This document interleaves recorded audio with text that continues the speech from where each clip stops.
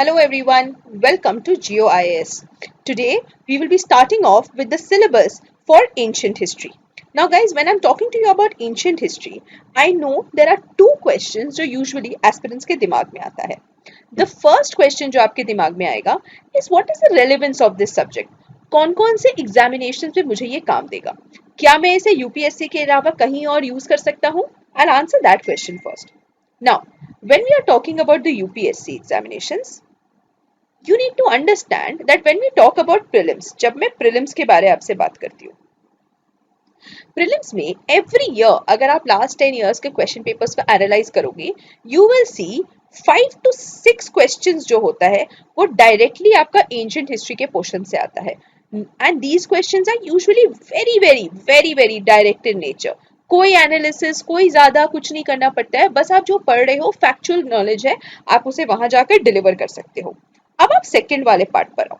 आप यूपीएससी के मेंस को अगर कंसिडर करते हो, every year on an average 25 to 30 marks के क्वेश्चंस आपको यहाँ से मिलते हैं. So sometimes there are 2 questions, जब वेटेज बढ़ता है तो 3 क्वेश्चन हो जाता है, and sometimes the marks goes up to 35. But on an average अगर आप देखो, सो 25 to 30 मार्क्स के क्वेश्चंस आपके मेंस में कवर होते हैं. This is about the UPSC. Now, अब अगर आप कोई भी स्टेट पीसीएस एग्जाम्स दे रहे हो, I am taking into account कि बहुत सारे एस्पिरेंट्स ऐसे भी होंगे जो स्टेट पीसीएस एग्जाम्स दे रहे होंगे. So in that, I will discuss the WBCS because obviously we are in Bengal, so we will be discussing about the WBCS exams.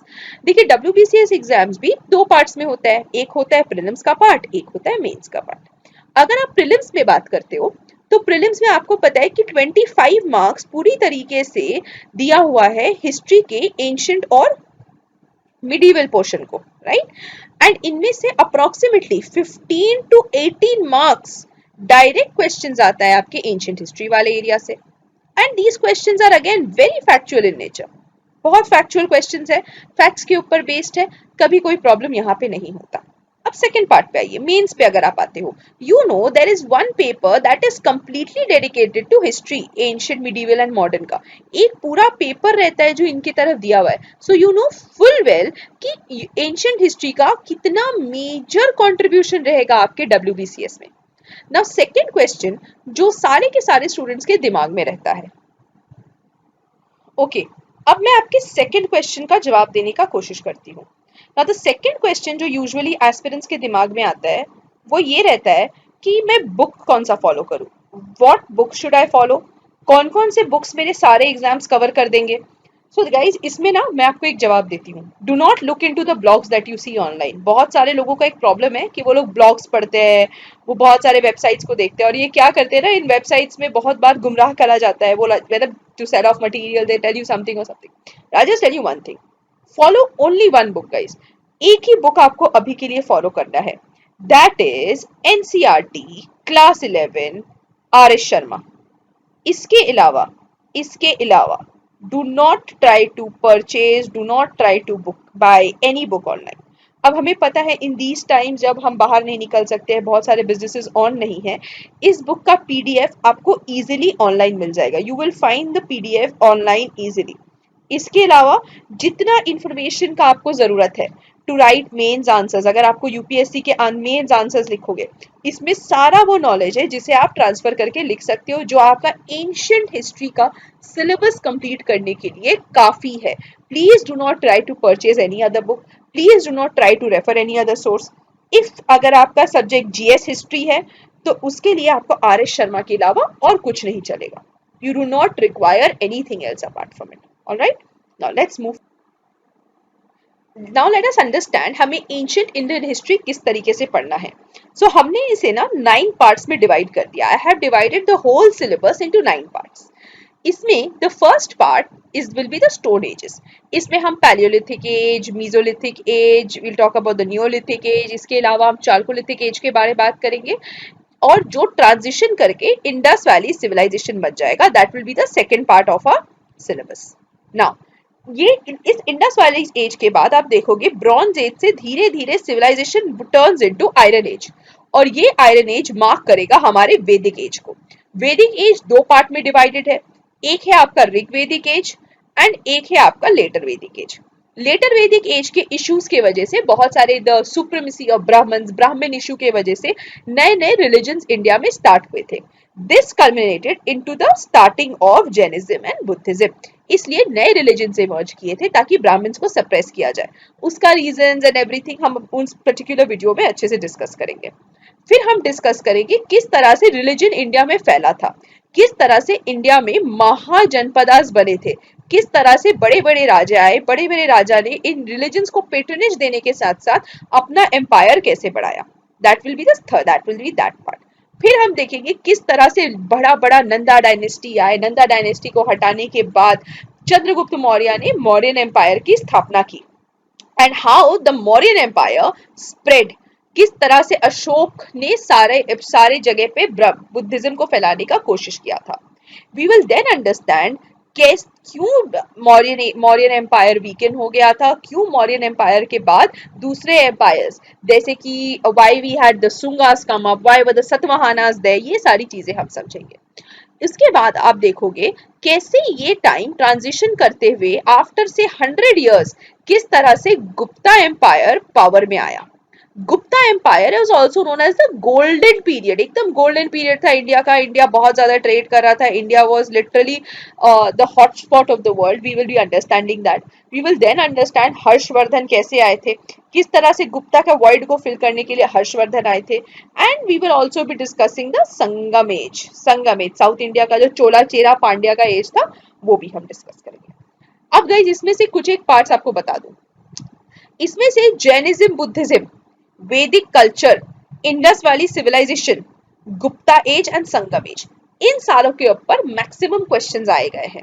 आप नॉर्मली अगर चेक करोगे ये लोग मेंस के टाइम में एडमिनिस्ट्रेशन के ऊपर क्वेश्चंस पूछते हैं, एंड प्रीलिम्स के टाइम पे जो राजा थे, जो महाराजा थे, उनके अचीवमेंट्स थे, कौन से बुक्स उनके एज में लिखे गए थे, these are the kind of questions जो प्रीलिम्स में पूछा जाता है।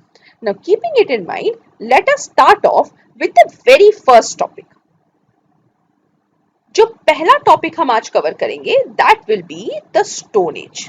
देखिए, मैं आपको इंडिया में जो था ना, stone ages were divided into 4 parts, 4 parts में इन्हें डिवाइड कर दिया गया था।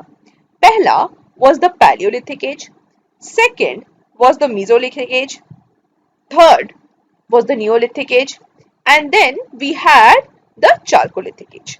अब देखिए, द वर्ड लिथिक, ये जो वर्ड है ना लिथिक, इसका मतलब है स्टोन, पैलियो का मतलब है ओल्ड, तो the old stone age is the palaeolithic age. ये 5 लाख बीसी से 10,000 बीसी तक चला था। अब आप आ जाओ मीजोलिथिक।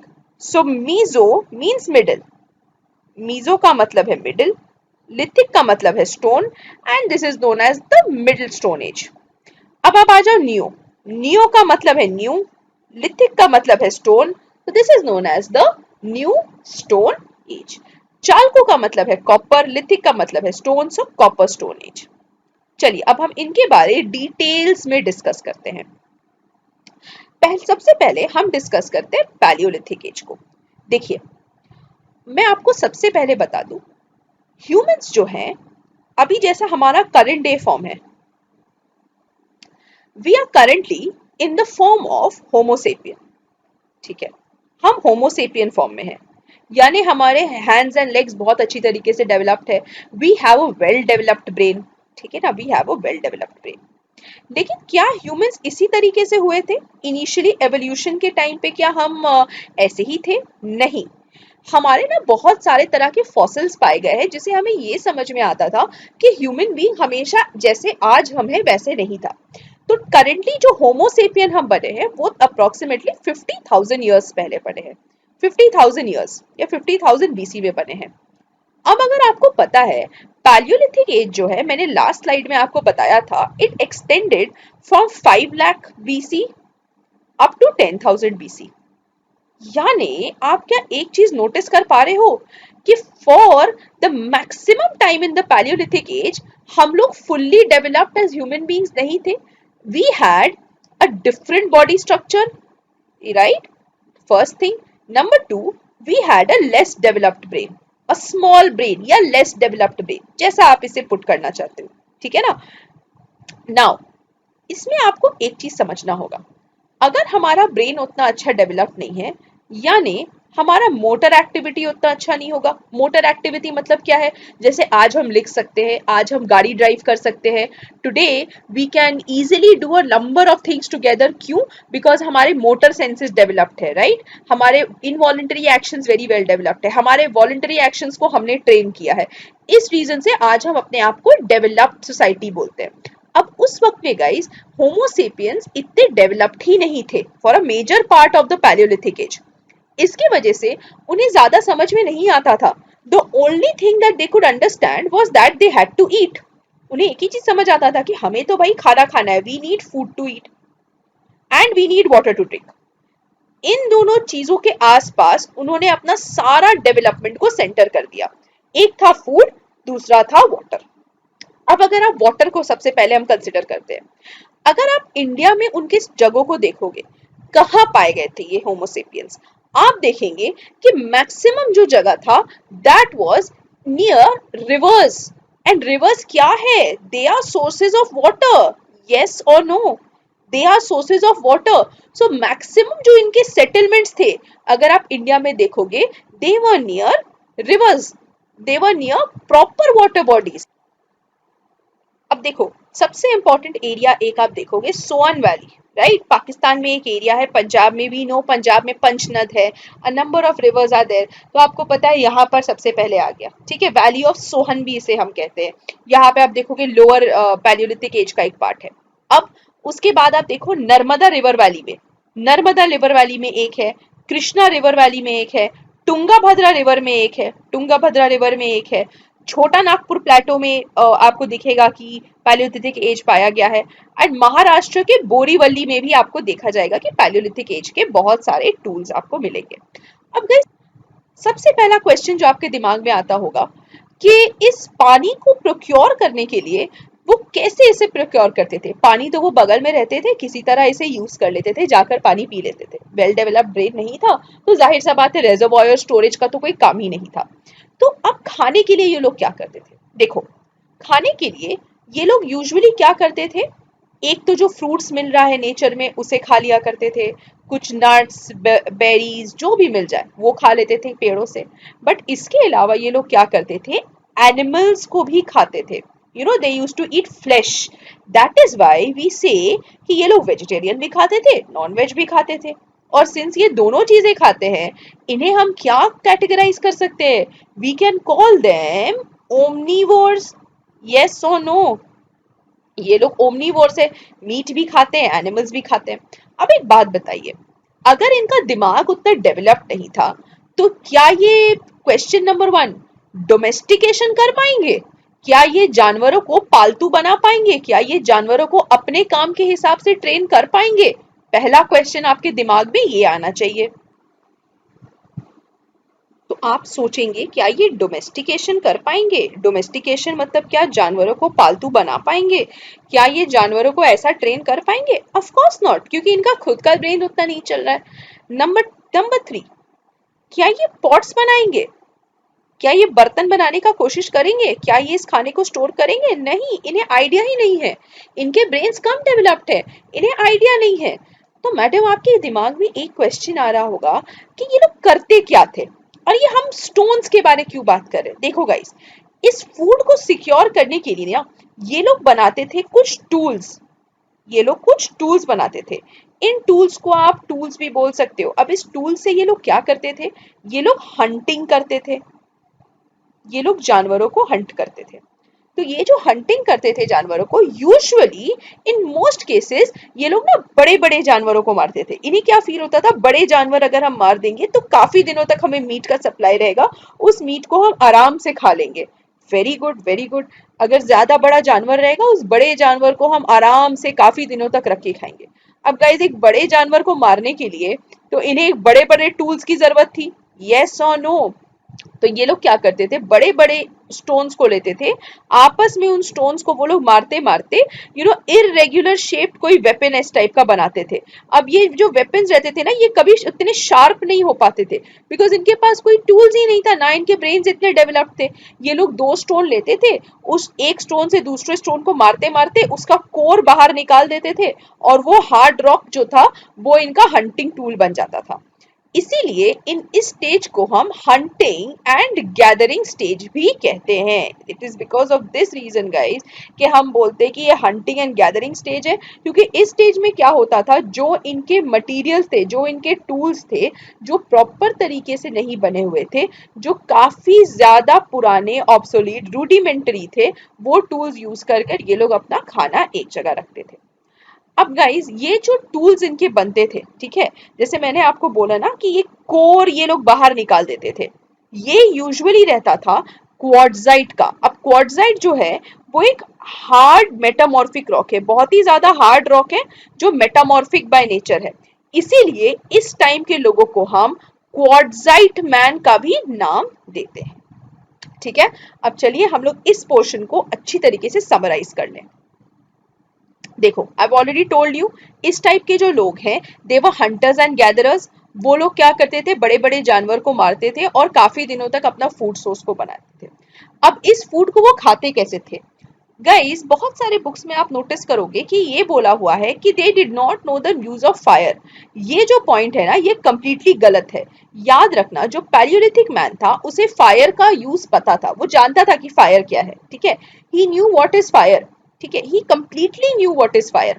फायर के बारे में उसे पूरा नॉलेज था। अब आप बोलेगे मैडम आपको कैसे पता, इतनी पुराना चीज है ये।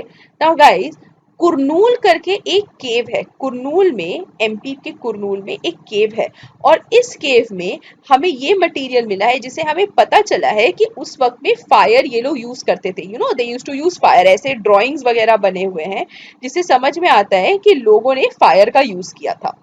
सेकेंड थिंग जो आपको याद रखना है, कपड़े पहनते थे, did they wear clothes? Guys yes, they wore clothes. ये लोग क्या करते थे, जानवरों के स्किन को, the hides of animals, skin of animals, जानवरों का चमड़ा, लेदर जिसे हम बोलते हैं ना, लेदर, उस टाइप की चीजों को ये लोग यूज करते थे। तो आप बोलेंगे मतलब यानी कि मैम ये लोग सिविलाइज थे, इन्हें बड़ी शर्म आती थी? नहीं guys, that was not the reason. The reason why these people wore clothes was because of the vagaries of weather. Weather की वजह से पहनते थे, ठंड लगता था तो एनिमल हाइड्स पहन लेते थे, गर्मी लगती थी और ऐसा लगता था कि कोई कीड़ा मकोड़ा मेरे बॉडी में चलेगा, इसलिए ये लोग पत्ते पहनना स्टार्ट कर दिया था इन लोगों ने, कि भाई पत्ता पहनेंगे बॉडी ठंडा रहेगा, पत्ते को हम थोड़ा गीला भी कर सकते हैं, थोड़ा गीला रहेगा, बॉडी में चिपकेगा, गर्मी का टाइम है, अच्छा लगेगा। So that was the point of wearing clothes, to make themselves comfortable. Yes, अब चलिए समझते हैं। Let us take a quick recap कि पैलियोलिथिक मैन कैसा था। सो पैलियोलिथिक मैन जो था लेस डेवलप्ड था। Since they were less developed by nature, उन्हें ज्यादा आइडिया नहीं था। वो लोग ना डोमेस्टिकेशन ऑफ एनिमल्स कर पाते थे, ना उन्होंने कभी स्टोरेज किया। उन्हें बस एक ही चीज पता था कि we need food, we need water. पानी के प्राप्ति के लिए दे यूज टू बेकअप, जहां पे भी ये रहते थे वो हमेशा पानी के सोर्सेज के पास ही पाया गया है। और फूड के लिए ये लोग हंटिंग एंड गैदरिंग करते थे। अब ये हंटिंग करने के लिए उन्हें टूल्स की जरूरत थी, और ये टूल्स जो थे वो पुराने बड़े बड़े बिग टूल्स थे, दे वर बिग अनशार्पेंड टूल्स। इन बड़े टूल से वो जानवरों को गैदर करते थे, हंट करते थे, गैदर करते थे। इस जानवर का वो लोग लेदर लेते थे, और इस लेदर से, इस हाइड से, इस स्किन से वो लोग अपने बॉडी को भी ढका करते थे। हर तरह का खाना खाते थे, वेजिटेरियन भी थे, नॉन वेजिटेरियन भी थे, इसीलिए हम इन्हें ओमनिवोरस भी बोलते हैं। Yes, we call them omnivorous also. And in order to save themselves again from the weather, ये लोग क्या करते थे, ये लोग अपने लिए घरे बनाते थे। ये जो घर था, दे वर नॉट प्रॉपर हाउसेज, ये लोग क्या करते थे, केव्स में रहते थे। इसीलिए यूजुअली हिली एरियाज, केव्स, जहां पे नेचुरल केव्स वगैरह पाया गया, यहाँ पर ये लोग रहते थे। इस केव का सबसे बड़ा एग्जाम्पल जो आप लोगों को याद रखना है, दैट इज द भिमबेटिका केव्स। ये भिमबेटिका केव्स जो है ना, ये मध्य प्रदेश में है गाइस। इन केव्स में आपको तीनों एजेस, एक paleolithic age, mesolithic age, neolithic age, इन तीनों एजेस के आपको एग्जाम्पल्स यहाँ पर मिलेंगे। भीमबेटका में हमने देखा था कि ये जो केव वाले लोग थे, जब जैसे बाहर में बारिश वारिश हो रही है तो ये लोग अंदर बैठे रहते थे। अब अंदर बैठे बैठे what they used to do is, इस केव के वॉल्स में ना ये लोग ड्राइंग करते थे कि इस तरह से हम फायर जलाते हैं, इस तरह से बाहर बारिश हो रही है, and these kind of drawing वो लेटर डिस्कवर्ड इन इंडिया। तो अब आपके दिमाग में और एक क्वेश्चन आएगा कि हमें कैसे पता है कि ये इन लोगों ने ही बनाया है। देखिए, पहले ना भीमबेटका केव्स को कंसिडर किया जाता था कि ये बुद्धिस्ट केव्स हैं, ठीक है। तो लोगों को लगता था कि बुद्धिज्म वाले लोग हैं जो आते हैं वो चीज कर रहे हैं। बट व्हाट हैपेंस इज, वहां पे रह रहे हैं, बट बाद में ना कुछ हिस्टोरियंस वहां पे पहुंचे। जब हिस्टोरियंस ने ये डायग्राम्स देखा, उन्हें समझ में आ गया कि ये जो डायग्राम्स है ये कोई बुद्धिस्ट ने नहीं बनाया, ये जो डायग्राम्स है ये बहुत पुराने टाइप के लोगों ने बनाया है। उन्होंने अपने बहुत सारे टेक्नोलॉजीज, बहुत सारे सोर्सेज, बहुत सारी चीजों को यूज किया, बहुत सारे मेथड्स अप्लाई किया, and they came to a conclusion कि नहीं, ये जो ड्राइंग्स है ये पैलियोलिथिक एज का ड्राइंग है, ये ओल्ड स्टोन एज का ड्राइंग है। And that is what made us understand कि अब now we have the palaeolithic age in India. Now before going into details, मैं आपको कुछ एक्स्ट्रा इंफॉर्मेशन देना चाहती हूँ। आपको पता है इंडस वैली सिविलाइजेशन जो था वो टेक्निकली जो डिस्कवर हुआ था ना वो 1850s में डिस्कवर हुआ था, 1850। Just imagine this year 1850। इसके पहले तक पता है इंडियंस को क्या लगता था कि हमारा जो हिस्ट्री था वो आर्यंस के साथ शुरू हुआ था, ठीक है। We did not even know कि आर्यन से पहले भी इंडिया के पास में, इंडिया का एक बहुत बड़ा एरिया कवर करते हुए दुनिया का सबसे important civilisation Indus valley civilisation है। सिमिलरली जब हमें इंडस वैली सिविलाइजेशन पता चला था, हमें नहीं पता था कि इंडस वैली के पहले भी कुछ है या इंडस वैली के बाद भी कुछ है। हमें क्या हुआ, नर्मदा के एरिया में कुछ एक्सकवेशंस हुए, और इस एक्सकवेशंस में ना हमें कुछ फॉसिल्स मिले थे। और ये जो फॉसिल्स थे, ये बहुत ही ज्यादा इंपॉर्टेंट थे, क्योंकि इस फॉसिल में हमने देखा था इंडिया का पहला होमो स्पीशीज, इंडियन सब कॉन्टिनेंट का पहला होमो स्पीशीज नर्मदा वैली के हाथोड़ा विलेज में हमें मिला था। दैट इज द रीजन कि हमें पता चला कि नहीं, हमारे यहाँ पैलियोलिथिक मतलब 5 लाख बीसी से हमारे यहाँ लाइफ है। We have human life from 5 lakh BC, ठीक है। So you need to understand, जैसे जैसे एक्सकवेशंस हुए, जैसे जैसे नई नई चीजें आती गई, वैसे वैसे हमने देखा है कि हमें पता चला कि हमारा हिस्ट्री कितना पुराना है, इंडियन सब कॉन्टिनेंट कितना ज्यादा पुराना है, ये हमें सब्सिक्वेंट एक्सकवेशंस के थ्रू पता चला। चलिए हम नेक्स्ट टॉपिक को अब डिस्कस करते हैं। अब जो सेकेंड टॉपिक को आज हम कवर करेंगे, that will be the mesolithic age. इस एज को ना अपार्ट फ्रॉम मीजोलिथिक, अगर आप देखोगे इस एज को हम माइक्रोलिथिक एज भी कहते हैं। इस एज को हम माइक्रोलिथिक एज भी कहते हैं, ठीक है। अब what is the meaning of microlithic? देखिए, मैंने आपको थोड़ी देर पहले एक बात बताया था कि जो स्टोन्स थे पैलियोलिथिक एज में वो काफी ज्यादा बड़े थे। क्यों? क्योंकि ये लोग बड़े बड़े जानवरों को ये लोग खाया करते थे, राइट। बट इस एज में क्या हुआ था, ये जो टूल्स थे इनके, उसे ना इन्होंने ज्यादा शार्प कर दिया था। शार्प के अलावा ये टूल्स अब एकदम छोटे हो गए थे, they had become very small in nature. क्यों स्मॉल किया गया था? Because number one, they started killing small animals also. उन्हें समझ में आ गया था कि सिर्फ हाथी के अलावा हम हिरन भी खा सकते हैं। अब इस बात के बारे do not gate sentimental, because this is a fact. पहले के लोगों को मीट चाहिए रहता था, तो any animal that they could lay their hands on, उसका मीट ये लोग खा लेते थे, ठीक है। कोई खास डिस्टिंग्विशन नहीं था इन्हें कि यही एनिमल खाना है, दूसरा एनिमल नहीं खाना है। So they could eat any animal that they found, any animal which could give them flesh. तो उन्हें यहाँ समझ आ गया था कि हम स्मॉल एनिमल्स को भी खा सकते हैं, ये भी हमें मीट देते हैं, और ये स्मॉल एनिमल्स ज्यादा अबंडेंस में पाए जाते हैं। ये जो स्मॉल एनिमल्स है इन्हें मारना भी इजी है, इसीलिए इन्हें हम प्रोक्योर इजीली कर सकते हैं। तो इन्हें मारने के लिए हमारे टूल्स बड़े बड़े की जरूरत नहीं है, छोटे टूल से ही काम हो जाएगा। इसीलिए इनके टूल्स का जो साइज था वो हो गया एकदम छोटा। And that is when we call this age the microlithic age, जिसमें टूल्स भी छोटे हुए। अब इस एज का और एक नाम है जो मैं आपको बता देती हूँ प्रीलिम्स पॉइंट ऑफ व्यू में, ताकि इसे हमें दोबारा डिस्कस ना करना पड़े। It is also known as the intermediate age. Intermediate. अब इस इंटरमीडिएट का स्पेलिंग मतलब क्या है guys? Intermediate means the middle ages between two ages. Intermediate बीच का है, ठीक है। तो इस एज को इंटरमीडिएट एज भी कहते हैं, इस एज को हम माइक्रोलिथिक एज भी कहते हैं। अब देखो, लोगों का जो दिमाग है ना गाइस, आज के डेट में भी आपको पता है, the only thing that we talk about is food security. हमें खाना मिलना चाहिए, हमें रोटी मिलनी चाहिए, यस और नो। सिमिलरली गाइस, उस वक्त के लोगों का भी कॉन्सेप्ट यही था कि हमें खाना मिलना चाहिए। बड़े जानवर नहीं मिल रहे, कोई बात नहीं, छोटे जानवर मिल जा रहे हैं, let me eat the small animals. That is why they switch to small animals. The instinct of survival came forward. They said हम छोटे जानवर ही खा लेते, बड़ों की जरूरत नहीं है।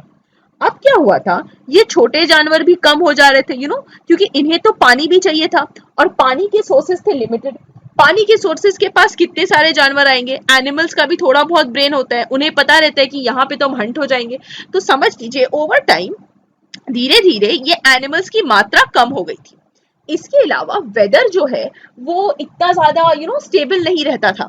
सिंस मौसम इतना स्टेबल नहीं है, तो आपको एक चीज तो समझ में आ रही होगी कि अगर मौसम स्टेबल नहीं है, कभी ज्यादा बारिश हो रहा है, तो ये लोग ज्यादा घूम नहीं पाते होंगे, ज्यादा निकल नहीं पाते होंगे। अब इस रीजन की वजह से ये जो फूड सोर्स था, ये जो मीट का सोर्स था, ये हो गया था कम। एंड इस टाइम तक ह्यूमन बींग्स होमोसेपियंस प्रॉपर तरीके से डेवलप्ड हो गया था। अगेन इसका मतलब क्या है? हमारे ब्रेन्स बड़े हो गए, हम एकदम अब स्मार्ट हो गए, जितने सारे लोग हैं वो एकदम स्मार्ट चल रहे हैं, यस और नो? एकदम स्मार्ट है। हमें समझ में आ गया कि भाई अगर हमें फूड सिक्योरिटी चाहिए, हमारा जो खाना है वो हमारे घरों के पास होना चाहिए। तो ये करने के लिए लोगों ने एक टेक्निक डेवलप किया। ये जो टेक्निक था दैट वाज डोमेस्टिकेशन। चलो भाई, हम अब क्या करते हैं कि हम क्या करते हैं, हम जानवरों को अपने घर के पास ही लगाएंगे। मैं ना ज्यादा 10 जगह घूमूंगा नहीं, मैं अब ज्यादा मेहनत नहीं करूंगा, मैं एक छोटा सा घर बनाऊंगा, और इस घर के चारों के पास मैं क्या करता हूँ, मैं ना ऐसे एक रफ फेंस बना देता हूँ, और इस फेंस के अंदर मैं क्या करूंगा ना, अपने जानवरों को रखूंगा। I will keep my pet animals over here. That is the time guys when domestication of animals was started. कि ये जो एनिमल्स है, ये तो नंबर वन, इन्होंने सबसे पहले बोला मेरा पहला रिक्वायरमेंट फूड का है, तो they can give me meat whenever I am hungry. समझ लीजिए कभी वेदर खराब हुआ, मैं बहुत दिनों तक, मेरी तबीयत खराब हो गई, मैं बहुत दिनों तक बाहर नहीं जा पाया, तो मैं क्या करूंगा, मैं इस एनिमल को ही काट लूंगा, मैं इस एनिमल को ही खा जाऊंगा। एंड इसके अलावा इन्होंने क्या नोटिस किया कि देयर वर सर्टेन एनिमल्स जो इन्हें मिल्क भी दे रहे हैं, तो फूड का जो इनका फूड प्रोसेस था वो डाइवर्सिफाई हो गया, इन्हें दूध भी मिल गया। अब गाइस अगर दूध मिल गया तो इन्हें समझ में आया कि चलो दूध भी पी सकते हैं, और अगर दूध नहीं मिला तो मीट भी खा सकते हैं। So they started one important thing guys, that was domestication of animals. अब जाहिर सी बात है, अगर डोमेस्टिकेशन हो गया एनिमल्स का, तो ये लोग बार बार, तो एवरीडे, तो जैसे पैलियोलिथिक मैन था कि वो रोज निकलता था, रोज निकल निकल के हंटिंग एंड गैदरिंग करता था, उसे ये करने की इन्हें जरूरत नहीं पड़ी। तो कहीं ना कहीं इनका जो लाइफस्टाइल था वो सेमी सेटल्ड हो गया। सेमी सेटल्ड में क्यों बोल रही हूँ? बिकॉज गाइज डोमेस्टिकेटेड जब एनिमल्स रहेंगे तो इन्हें तो फॉडर की जरूरत रहेगी, इन्हें ग्रास की जरूरत रहेगी। तो सर्टेन लोग ऐसे थे जो बहुत ही ज्यादा ऊपर की तरफ एरियाज में रहते थे, जहां कभी ग्रासलैंड रहते थे, कभी नहीं रहते थे। तो ये लोग क्या हो गया था ना, 6 महीना एक जगह रहते थे, 6 महीना बाद ये लोग दूसरी जगह चले जाते थे। So these people had a semi settled life, ठीक है। ये लोग समझ गए थे कि कभी यहाँ का वेदर अच्छा रहेगा, 6 महीने बाद यहाँ का वेदर खराब हो जाएगा, तो हमें बाहर की तरफ जाना पड़ेगा। एंड इस चीज की वजह से they started having what is known as a semi settled life, ठीक है। तो घर इनके 2 जगह पे बने हुए थे, इनके एनिमल्स ये लोग अपना चराते रहते थे, आराम से रहा करते थे। अब एक चीज समझिए, यहाँ पर ना हमने और 2-3 चीजें नोटिस की कि अब जब ये लोग सेटल हो गए हैं, तो जाहिर सी बात है ये लोग क्या करेंगे, इनके पास बहुत सारा फ्री टाइम रहेगा। और गाइस जब हमारे पास फ्री टाइम रहता है, हम क्या करते हैं, हम चीजों के साथ एक्सपेरिमेंट करते हैं, यस और नो? हम नई नई चीजें ट्राई करेंगे। जैसे आजकल जब सब कुछ बंद रहता है, लोग टिकटॉक ट्राई करते हैं, लोग दूसरे दूसरे सोशल मीडिया ट्राई करते हैं, ज्यादा देखते हैं, ज्यादा यूज करते हैं। जैसे पहले हम ऑनलाइन क्लासेस नहीं देखते थे, अब हम ऑनलाइन क्लासेस ले रहे हैं, राइट। तो हम अपने आप को क्या कर रहे हैं, गिवन सिचुएशन के साथ अडेप्ट कर रहे हैं। उसी तरीके से उस वक्त के लोग एक्सपेरिमेंट करने लगे, और इस एक्सपेरिमेंट से ना उन्होंने रूडिमेंट्री एग्रीकल्चर स्टार्ट कर दिया, यानी एग्रीकल्चर के बेसिक्स वो लोग समझने लगे। उन्हें समझ में आने लगा कि भाई अगर सीड रहेगा, अगर हमारे पास बीज है, तो हम क्रॉप्स बो कर सकते हैं। So the concept of agriculture evolved. Agriculture का जो कॉन्सेप्ट है वो यहाँ पर इवॉल्व हो गया। ये याद रखिएगा कि एग्रीकल्चर जो था वो मीजोलिथिक एज में डेवलप नहीं हुआ था, बट इवॉल्व हो गया था। लोगों को समझ में आ गया था कि बीज है तो बोएंगे तो क्रॉप जरूर आएगा। That was the whole concept. इसके अलावा मैं आपको दो चीजों के बारे में बताना चाहती हूँ। देखो, पहला, यहाँ का जो, यहाँ पर आप लोगों ने एक चीज देखा होगा कि इन्होंने ह्यूमंस को बेरी करना स्टार्ट कर दिया था, ठीक है। ह्यूमंस को ये लोग बेरी कर देते थे। एंड यहाँ का एक बहुत इंपॉर्टेंट फीचर है जो आप अक्सर न्यूज़पेपर्स में देखते होंगे, सार्कोफेगस अनअर्थेड। सार्कोफेगस, ये जो टर्म है सार्कोफेगस, सार्कोफेगस वाला टर्म आप लोग बार बार सुनते होंगे। I am sorry, I have to delete this portion ताकि मैं आपको कुछ वर्ड्स दिखा सकूं। Do not mind this. So आपने दो चीजें देखा होगा, मेगालिथ, सार्कोफेगस। देखिए ये जो दोनों टर्म्स है इसका मतलब क्या है, what is a megalith, what is a sarcophagus. देखो क्या होता था, मिडिवल एजेस में ये लोग बिलीव करते थे, मीजोलिथिक एजेस में, कि हमें ना हमें हमारा जो डेड है इनके ना एक आफ्टर लाइफ है। तो ये लोग क्या करते थे, इस तरह का एक कॉफिन टाइप का एरिया बनाते थे। इस कॉफिन के आसपास they used to be big big rocks, बड़े बड़े रॉक्स बनाते थे। इन बड़े रॉक्स, सिंगल स्ट्रक्चर रॉक्स का नाम था मेगालिथ। बड़ा बड़ा, mega, big stone, लिथ stone, mega बड़ा। So big stones, big big stones के आसपास इसे लगा देते थे। तो ये जो कॉफिन था इसका नाम रहता था सार्कोफेगस। इसे हम कहते हैं सार्कोफेगस, और अक्सर डिफरेंट पार्ट्स ऑफ इंडिया में हमें इससे सार्कोफेगस बहुत सारे पाए गए हैं। एंड इसके अलावा इस जो बड़े बड़े उनके आसपास रहते हैं उसे हम कहते थे मेगालिथ स्ट्रक्चर। तो ये जो मेगालिथ स्ट्रक्चर है गाइस, ये सबसे पहले स्टार्ट हुआ था, this had started in the mesolithic age. I hope ये वाला आपको सब कुछ अब याद रहेगा। Let me give you a quick recap. Microlithic, mesolithic age को हम माइक्रोलिथिक एज भी बोलते हैं, इसे हम इंटरमीडिएट एज भी बोलते हैं। इस टाइम पे क्या हुआ था, जो टूल्स थे, बड़े बड़े टूल्स थे पैलियोलिथिक एज के, ये टूल्स एकदम छोटे हो गए थे, ये टूल्स एकदम शार्प हो गए थे। इन्होंने इन छोटे छोटे शार्प शार्प टूल्स से इन लोगों ने छोटे छोटे जानवरों को मारना स्टार्ट कर दिया। इसके बाद इन्होंने क्या किया, they were staying all near river valleys, and apart from that अपनी फूड सिक्योरिटी के लिए इन्होंने डोमेस्टिकेशन ऑफ एनिमल्स स्टार्ट कर दिया। इस डोमेस्टिकेशन ऑफ एनिमल्स की वजह से इनका जो लाइफस्टाइल था वो कहीं ना कहीं थोड़ा बहुत सेडेंटरी हो गया, और ये लोग एक जगह रहने लगे। यस, थोड़ा एग्रीकल्चर का स्टार्टिंग हो गया था इनके टाइम से। अपार्ट फ्रॉम दैट हमने देखा है कि ये लोग ह्यूमन बेरियल्स में बहुत ज्यादा बिलीव करते थे। It is because of this reason कि इन्होंने क्या किया कि अपने लिए मेगालिथिक स्ट्रक्चर्स, इंपॉर्टेंट पर्सनालिटीज के लिए आप देखोगे कि मेगालिथ स्ट्रक्चर जो था वो ऊपर आ गया। Now let us move on to the, अब नियोलिथिक एज जो था गाइस वो स्टार्ट हुआ था 7000 बीसी से और 1000 बीसी तक चला था। हमें समझ में आ रहा है इसका मतलब था न्यू स्टोन एज। तो क्या था न्यू यहाँ पर, यहाँ पर जो इनके स्टोन टूल्स बन गए थे वो हो गए थे polished, very well polished tools. एकदम अच्छे से पॉलिश कर दिया था इन्होंने, इस टूल्स को बड़े अच्छे तरीके से पॉलिश कर दिया था, बड़े अच्छे तरीके से शार्प बना दिया था। सो ये ना प्रॉपर हमारे मॉडर्न डे नाइफ्स की तरह थे, एकदम नाइफ्स की तरह ये लोग यूज करते थे अपने टूल्स को। इतना अच्छा से इन्होंने अपने टूल्स को डेवलप कर दिया था।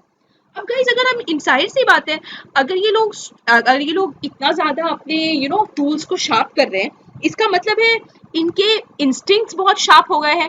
यानी कि ह्यूमन बीइंग्स का अब जो मोटर स्किल्स है वो बहुत ज्यादा इवॉल्व हो गया है। जाहिर सा बात है, अगर हमारा मोटर स्किल इवॉल्व होता है, हमने सबसे पहले क्या किया, हमने डोमेस्टिकेशन कर लिया था, राइट। हमने डोमेस्टिकेशन कर लिया था, रिमेम्बर मैंने लास्ट टॉपिक पे बताया कि हमने क्या किया था, we had done domestication, yes और नो। अब देखिए इस डोमेस्टिकेशन में हमारा जो वैरायटी ऑफ एनिमल्स था ना वो हमने इंक्रीज कर दिया। हमने देखा दूध मिल रहा है भाई, कैटल से दूध मिल रहा है, तो हमें शीप से भी तो दूध मिल रहा है, हमें गोट से भी तो दूध मिल रहा है, हमें बाकी तरह के कैटल से भी तो दूध मिल रहा है। तो हमने क्या किया, अपने डोमेस्टिकेशन को बहुत अच्छी तरीके से डाइवर्सिफाई कर लिया। हमारे पास अब सारे तरह के जानवर थे। We started keeping pigs also. हमने बोला पिग्स भी रखते हैं खाने के लिए, तो वो भी काम आ जाते हैं। सो डोमेस्टिकेशन के नाम पे अब हमारे पास सारे के सारे एनिमल्स जो मॉडर्न डे में हम यूज करते हैं, सारे एनिमल्स उस वक्त हम यूज करने लगे। नंबर 2, हमने क्या किया, बोला यार ये जो जानवर है कभी मिलता है कभी नहीं मिलता है, क्या श्योरिटी है, क्या मुझे श्योरिटी है कि ये मुझे हमेशा मिलेगा? नॉट नेसेसरीली, कभी ये इन द वाइल्ड मिलते हैं, कभी ये इन द वाइल्ड नहीं मिलते हैं। तो भाई बड़े लोगों ने चर्चा किया, बोला ये बात तो ठीक है, कभी सीजन अच्छा रहता है ज्यादा मिल जाता है, कभी नहीं रहता है कम खाना पड़ता है, कैसे सॉल्व करें इसको? तो इन्होंने बोला याद है हमने किया था एक्सपेरिमेंट, और आपको याद है इस एक्सपेरिमेंट से हमें मिला था एग्रीकल्चर, तो चलिए इस एग्रीकल्चर को हम क्या करते हैं, इसे हम कर देते हैं develop. So what did these Neolithic people do? They developed agriculture, और इस डेवलपमेंट की वजह से इनको क्या मिल गई? They got what was known as food security. Guys, if you know, इन्होंने यहाँ पर पता है क्या किया, इतने सारे एंड इतना सारा इन्होंने क्रॉप्स वगैरह बना लिया। So they use to have rice, wheat, maize, सारी तरह के आपको मिलेंगे कि राइस, व्हीट, मीट, सारी तरह के they have started off with crops. अब देखिए जब इन्होंने एग्रीकल्चर इतना अच्छा डेवलप कर लिया, इन्हें फूड सिक्योरिटी मिल गई, भाई इनका हार्वेस्ट बहुत अच्छा हुआ, बड़े सारे क्रॉप्स आ गए, सब कुछ हो गया, वेरी गुड। गाइस आपको नहीं लगता कि फूड सिक्योरिटी का सबसे इंपॉर्टेंट पार्ट जो नेक्स्ट रहेगा वो रहेगा स्टोरिंग? यस और नो? वो रहेगा स्टोरिंग। गाइस इस स्टोरिंग करने के लिए they developed what we call pottery. आपको दिखेगा कि इस एज में व्हील बना था, और आपको याद पता है ना कि पॉटर्स व्हील कैसे बनाते हैं, बड़ा अपना व्हील इनका घूमता रहता है, धीरे धीरे ये लोग इसमें उसमें मड एंड क्ले डालते हैं और उससे ये लोग अपने बड़े सुंदर तरीके से आकार बनाकर पॉटरी कर देते हैं। तो guys this was the time अपने खाने को स्टोर करने के लिए इन्होंने चीजों को बनाया। They started making vessels and these vessels were known as pots, and hence the whole concept of pottery evolve. अब जब पॉटरी इवॉल्व हो गया था, इन लोगों के पास स्टोरेज हो गया। इस स्टोरेज की वजह से इनका ना वो प्रॉब्लम खत्म हो गया कि हमें हमेशा नदी के पास रहना है, क्योंकि पॉट से अब ये लोग नदी से पानी निकाल सकते हैं, थोड़े थोड़े दूर में जा सकते हैं। तो दिस इज हाउ ये लोग जो थे ये स्प्रेड आउट करने लगे। ये लोग क्या करने लगे? स्प्रेड आउट करने लगे। आप इसका सीक्वेंस देखो, बड़ा ही लॉजिकल सीक्वेंस है, the sequence is very logical. इनके पास पहले स्टोरेज की चीज नहीं थी, जबरदस्ती रहना पड़ता था नदी के पास। अब क्या हुआ, स्टोरेज की चीजें आ गई, बोले ठीक है थोड़ा दूर जाकर रहेंगे, थोड़ा दूर में रहेंगे तो पानी जब फ्लड वगैरह होता है हमें उतना इफेक्ट नहीं करेगा। That is the reason guys कि अब इन्होंने ना स्प्रेड करना स्टार्ट कर दिया। इसीलिए आप क्या देखोगे कि वेरेस पैलियोलिथिक एंड मीजोलिथिक के लोग जो थे वो बड़े ही कॉन्सेंट्रेटेड छोटे छोटे पॉकेट्स में रहते थे इंडिया में, लेकिन नियोलिथिक जो लोग थे वो ऑलमोस्ट पूरे इंडिया में पाए गए हैं। इट इज वाई बिकॉज ये लोग इतने दूर चले गए।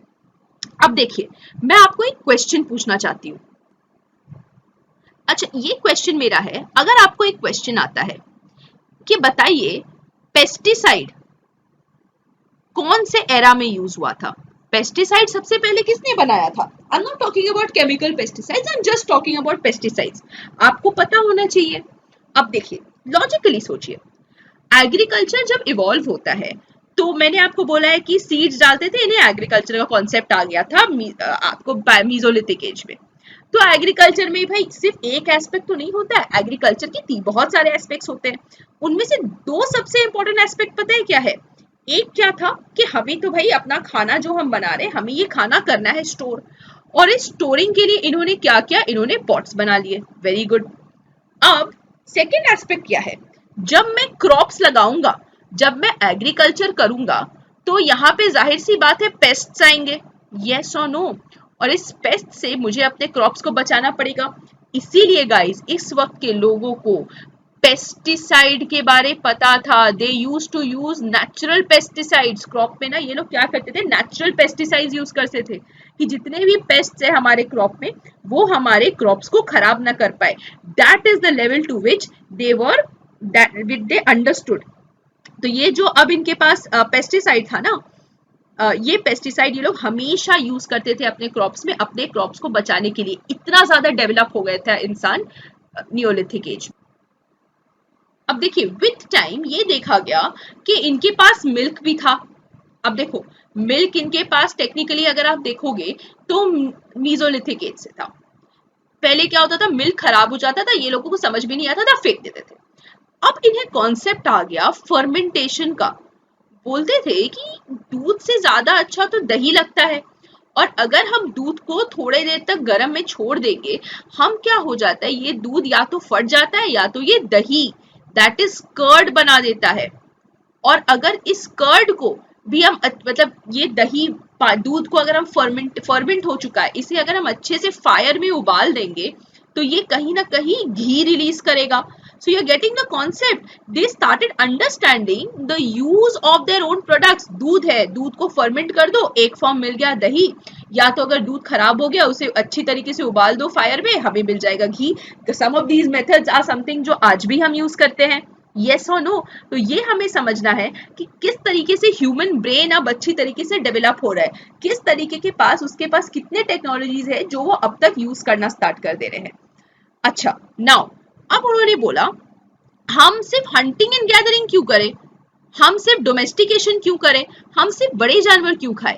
दे डिस्कवर्ड फिशेस। उन्होंने बोला अब हम सिर्फ इतना क्यों करें, हमारे जो टूल्स है वो छोटे हैं, हमारे जो टूल्स है वो शार्प है, and since my tools are small and sharp, मैं फिशेस को भी तो पकड़ सकता हूँ, I can eat fishes also.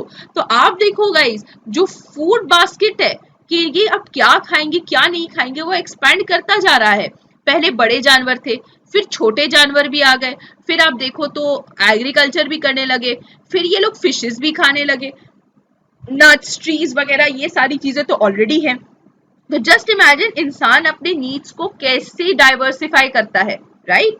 अब देखो सेकंड कॉन्सेप्ट, एक चीज आप याद रखो, अब जब उस वक्त में गाइस क्या ऐसा था कि कोई सिविलाइजेशन है, नहीं।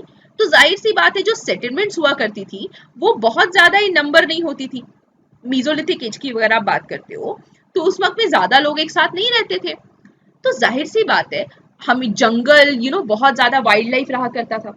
अब वाइल्ड लाइफ अगर रहेगा तो ये वाइल्ड लाइफ अटैक तो जरूर करता होगा रात के टाइम पे, जैसे दिन को अगर ये लोग जाकर जानवरों को खाते थे, वैसे रात को भी तो ऐसे प्रेडिटर्स कार्निवोर्स निकलते होंगे ना जो इन लोगों को अटैक करते होंगे। अब इस अटैक से ये लोग डरे रहते थे, हमेशा बड़े ही दुखी रहते थे। मैक्सिमम लोग जो थे उस वक्त ये बड़े ही दुखी रहते थे, बोलते थे भाई हम कैसे मैनेज करें, क्या करें, फर्स्ट। सेकेंड, अब जब ये लोग बाहर निकलते थे इन्हें ना जल्दी एनिमल नहीं मिलता था, जल्दी जानवर नहीं मिलता था, तो ये लोगों का जो फूड बास्केट है ना वो कम होता जाता था, ये भी उन्हें दुखी कर देता था। तो लोगों ने सोचा इसे हम कैसे ठीक करें, how should we mend this. तो बहुत सारे लोग जब आसपास के लोग आए और इन्होंने डिस्कस किया कि कैसे ठीक करें, इन्होंने बोला देखो भाई एकता में यूनिटी है, लेट अस से यूनाइटेड। अगर हम यूनाइटेड रहेंगे तो ये बड़े बड़े बीस्ट अगर आपस में किसी को भी अटैक करेंगे तो उन्हें भी हम वापस अटैक कर सकते हैं, ज्यादा लोग मिलकर अटैक करेंगे तो हमारा जो कम्युनिटी है वो सेफ रहेगा, और अगर हमारा कम्युनिटी सेफ रहेगा हम लोग सब सेफ रहेंगे, हम लोग कोई नहीं मरेंगे। And guys then you can see that the system of community evolved. ये सारे लोग जब साथ में रहने लगे, they started hunting together, they started staying together, इनके रिचुअल्स एक से हो गए, इनके तरीके एक से हो गए, and that is where we see villages emerge.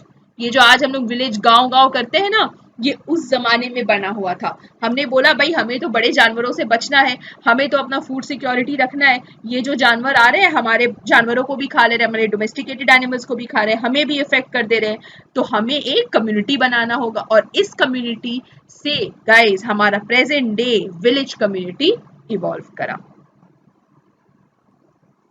चलिए इनके कुछ ऐसे एस्पेक्ट्स है जो मैं आपको इनके साइट्स के साथ समझाना चाहती हूँ, ठीक है, let us read that first.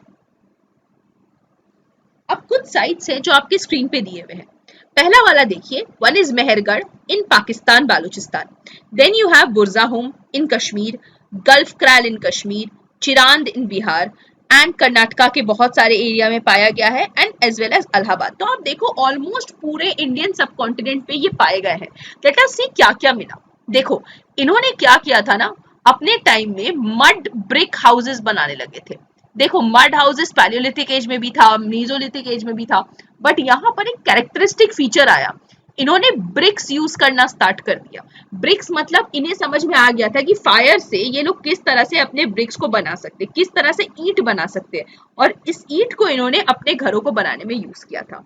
Agriculture इतना आगे जा चुका था कि इन्होंने wheat as well as cotton, दो इंपॉर्टेंट चीजों को इन्होंने यूज करना स्टार्ट किया। नाउ सेकंड वाला आप लोग देखिए, सेकंड में आप देखोगे domesticated dogs were buried along with their masters. इसका मतलब क्या है? आप कुत्तों को उनके मालिक के साथ क्यों दफन कर दोगे? Why will you bury a living dog along with the master? सीधी सी कॉन्सेप्ट है। ये लोग बिलीव करते थे कॉन्सेप्ट ऑफ आफ्टर लाइफ, कि आप जब मर जाओगे आप एक दूसरी जिंदगी में चले जाओगे। इस दूसरी जिंदगी में आपको आपकी चीजों की जरूरत पड़ेगी, मटेरियल थिंग्स की आपको जरूरत पड़ेगी, और इस मटेरियल थिंग्स को आपको दे दिया जाता था इन योर ग्रेव, ताकि आप अगले जन्म में जब जाओ आप इन चीजों को यूज कर पाओ। तो guys, do you understand the concept of the spirit, the concept of the spirit, the concept of religion evolved, यहीं से इवॉल्व किया था कॉन्सेप्ट ऑफ रिलीजन, कि रिलीजन होता है, आफ्टर लाइफ होता है, आत्मा होती है, और ये जो आत्मा है हमें आगे लेकर जाएगी। This is something that these people believed in. इनके प्रैक्टिसेस से हमें ये समझ में आता है। इस ग्रेव में सिर्फ ये डॉग नहीं रहते थे, मोस्ट ऑफ द टाइम्स आप देखोगे बड़े सारे टूल्स डाल देते थे ये लोग। कभी टूल्स डाल देते थे, कभी जितनी भी जरूरत की चीजें थी, जैसे you will find remnants of rice, remnants of wheat, ये सारी चीजें जमीन के अंदर पाई गई। तब हमें समझ में आया कि अच्छा, इन्हें तो कॉन्सेप्ट था आफ्टर लाइफ का।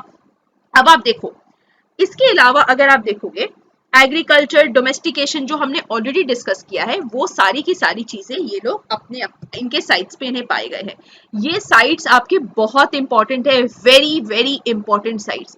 इस टेबल को टेक्निकली आपको पूरी अच्छी तरीके से बाय हार्ट करना है। मेक श्योर कि आप अपने नोट्स मेरे वीडियो के साथ बना लो, ताकि आपको बार बार ये ना देखना पड़े, बार बार आपको अपना टाइम ना वेस्ट करना पड़े। आप अपने नोट्स भी बनाते रहो, take this like a live class that we are doing, और अपने सारे डाउट्स को, जो in case you have any doubts for the same, आप उसे हमारे व्हाट्सएप ग्रुप में पोस्ट कर सकते हो। Make sure you are posting over there, ताकि आपको कोई प्रॉब्लम कभी ना हो। अब फाइनल एक जो हमें आज डिस्कस करना है, वो फोर्थ एंड फाइनल हमारा टॉपिक रहेगा, and that will be the chalcolithic as.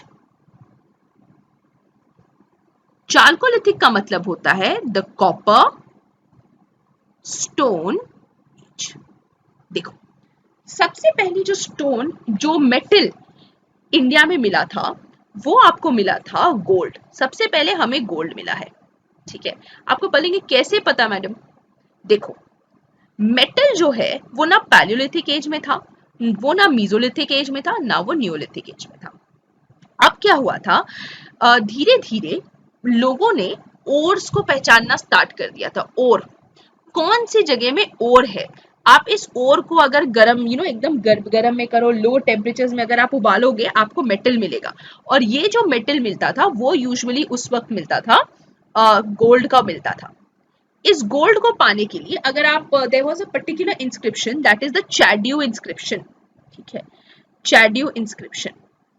ये इंस्क्रिप्शन जो था वो मेसोपोटामिया में पाया गया था। आपको पता होना चाहिए, फॉर योर इन्फॉर्मेशन, मैं आपको एक बार बता भी देती हूँ इनफैक्ट, कि बिफोर बोला जाता है कि दुनिया में 3 सिविलाइजेशन थे जो बहुत ज्यादा पुराने थे। उनमें से एक सिविलाइजेशन था इजिप्शियन वैली सिविलाइजेशन, एक सिविलाइजेशन का नाम था मेसोपोटामियन सिविलाइजेशन, और एक सिविलाइजेशन था इंडस वैली सिविलाइजेशन। मेसोपोटामिया का जो सिविलाइजेशन था वो टेक्निकली अपने मेटल की वजह से इवॉल्व हुआ था। सिविलाइजेशन का मतलब क्या होता है कि एक वाटर बॉडी रहेगा, उसके आसपास एक बड़ा तरीके के, बहुत सारे तरीके के प्लांट सिटी बनेगा, प्लांट तरह बहुत सारे लोग रहेंगे, यहाँ पर आपको ट्रेड वगैरह सब कुछ देखने को मिलेगा। तो वो वैसा पहला ऑर्गेनाइजेशन, वो ऐसा सिविलाइजेशन था जो पाया गया था। तो चैड्यू इंस्क्रिप्शन, मेसोपोटामिया के चैड्यू इंस्क्रिप्शन में मेंशन किया गया है कि ना, इंडिया से एक एरिया है जिसे ये लोग कॉरिस्पॉन्ड करते हैं टू इंडिया, इंडिया से शिप में गोल्ड भर भर कर आता है, ठीक है। तो इसका मतलब क्या था कि इंडिया में डेफिनेटली कहीं ना कहीं गोल्ड पाया जाता था, है ना, तभी ना मेसोपोटामिया के साथ हम ट्रेड करते थे। तो सबसे पहले इंडिया में गोल्ड पाया गया। धीरे धीरे देखा गया कि गोल्ड को हम यूज कैसे कर सकते हैं, how can we use it. अभी तो हम सिर्फ सज रहे हैं, अभी तो सिर्फ गोल्ड का ऑर्नामेंट्स बन रहा है, गोल्ड से क्या करेंगे, ज्वेलरी बनाएंगे, सुंदर दिखेंगे, और कुछ नहीं कर सकते क्या। तो देखा गया कि नहीं यार, ये जो गोल्ड का मेटल है ना, ये काफी ब्रिटल है, काफी बेंडेबल है, ज्यादा अच्छा नहीं है। आप सोने से आप अच्छे वेपन्स नहीं बना सकते। तो बड़े परेशान हो गए मेसोपोटामिया इंडियन लोग जितने जो हमारे उस वक्त के चालकोलिथिक एज के लोग थे, बड़े ही परेशान हो गए। बोले क्या करे क्या करे क्या करे। तो उन्होंने अब एक नया मेटल इन्हें मिला। ये जो मेटल था, दिस वॉज कॉपर। ये जो मेटल था ये था कॉपर। अब इन्होंने देखा कि copper as compare to gold बहुत ज्यादा हार्ड है। तो ये लोग हो गए खुश। इन्होंने बोला भाई कॉपर तो बहुत अच्छा है, चलो मैं कॉपर की चीजें बनाऊंगा। इसके अलावा इन्होंने डिस्कवर कर लिया टिन, और खुश हो गए। फिर उन्होंने क्या किया ना, कॉपर और टिन को गलाकर मिलाया। They received a new product that was known as bronze, which was known as bronze. And ये material was the bingo material of that point of time. This material was the bingo material. ये वो material था guys जो Indus valley civilisation को, जो IVC को अच्छी तरीके से कैटेगराइज करता है। और इस ब्रॉन्ज की वजह से गाइस इनका जो लाइफस्टाइल था वो कंप्लीटली उथल पुथल हो गया। आप बोलेंगे क्यों मैडम, क्यों उथल पुथल हुआ? देखो, जब मेटल आता है, सबसे पहले आपको पता है अगर आपके पास मेटल है, आप सबसे पहले क्या कर सकते हो, apart from ornaments of course की ज्वेलरी बनाएंगे, उसके अलावा ये लोग सबसे पहले इसको यूज करने लगे अपने एग्रीकल्चरल पर्पसेस के लिए। Agriculture got very very very very easy guys. Would कितना प्लाउइंग करेगा, अगर आप तांबे का प्लाव बना दो वो कितने अच्छे से सब कुछ करेगा। सो इमेजिन एग्रीकल्चर पूरी तरीके से डेवलप हो चुका था। एग्रीकल्चर पूरी तरीके से डेवलप हो चुका था। It completely developed agriculture. और जब एग्रीकल्चर डेवलप हो गया, लोगों ने बोला भाई अब हम क्यों घूमेंगे, अब तो हम एक ही जगह पे रहेंगे। तो इनका जो लाइफस्टाइल हो गया वो हो गया सेडेंटरी। हम ज्यादा नहीं घूमेंगे, हम एक ही जगह रहेंगे, हम ज्यादा नहीं घूमेंगे, हम एक जगह रहेंगे। हम यहीं पर अपना डोमेस्टिकेशन भी करेंगे, हम यहीं पर अपना पॉटरी भी करेंगे। हम अपने पॉटरी को डेवलप करके कलरफुल बनाएंगे, हम अपने पॉटरी को डेवलप करेंगे, कलरफुल बनाएंगे, है ना, एक्सपेरिमेंट करेंगे।